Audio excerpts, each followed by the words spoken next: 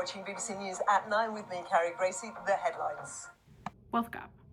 What is the first thing you think of when you think of the wealth gap? Rich people? The poverty line? Money? Corruption? I probably won't know what you think about it, so let me tell you what I know. It is the inequality in the wealth distributed among people, meaning some people own a big amount of the majority of the wealth in America while others barely own a fraction of it. The wealth gap is something that I've been learning about for a long time now. I learned about how it works and how the coronavirus pandemic has affected it. Today I will be sharing the solutions that I have seen people like researchers, economists, and sociologists have come up with. Firstly, taxing the top percent of Americans who own most of the wealth in the United States. Secondly, another solution to decreasing the wealth gap is raising the minimum wage. These are the solutions I saw fit in order to decrease the gap of the wealth. I will now share why these are the best and the reasoning behind it. Yes, I agree that these people have worked very hard to become as successful as they are now, but that should not mean that they should own the majority of the wealth in America. One person does not need billions of dollars to live a luxurious life. That is simply too much money. Also, these successful people find loopholes around paying taxes at all. People in the top 10% earn a lot of income from unearned income. An example of unearned income is investing.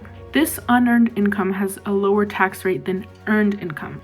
Earned income meaning labored work. This is just one example of the many things that they do in order to not pay taxes. The tax percentage on earned income right now is 43.4%, while on unearned income, it is 23.8%. The majority of these wealthy Americans earn their income from unearned income.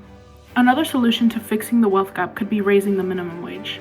How are people that are being paid such a low wage supposed to maintain themselves? While the costs for things like food, clothing, rent, and gas are going up, it is much harder to afford these things while the minimum wage stays the same. The year the minimum wage was created was 1938 as the Fair Labor Standards Act. The minimum wage has slightly gone up every 1 to 9 years.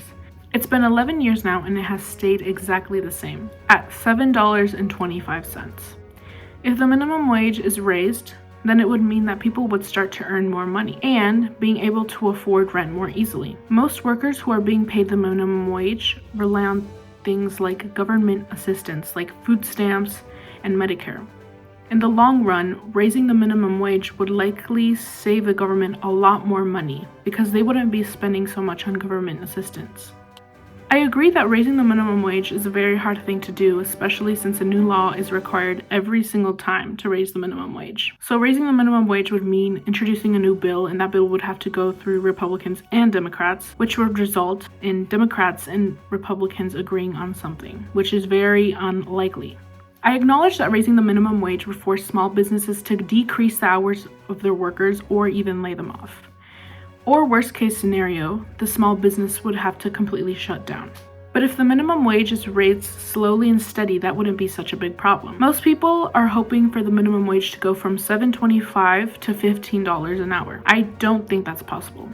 It would be a big change and would be really damaging if done so quickly. But if it is raised slowly, the owners of these small businesses would have time to adjust and adapt to each time the wage is raised, resulting in success. While the price for things like food, gas, and rent is rising, the minimum wage has stayed the same for 11 years. I think going from $7.25 to $15 an hour is a bit extreme, but if we continue to increase by cents or a dollar each year, it would become beneficial in the long run. The wealth gap is a very complicated thing to solve, right? These aren't just random facts that we get to learn about and move on. The people on the other side of the wealth gap that aren't rich are suffering the consequences in their everyday lives. These people can't pay rent, so they get kicked out and become homeless. Because the minimum wage is so low, if they were to get seriously hurt, how do you think they would pay for their medical bills? These two situations are just one of many, and they aren't even the worst that there is. This doesn't stop either. It becomes a cycle, and people get stuck, and they can't get out of their bad situations. One solution can't fix this mess, but many would.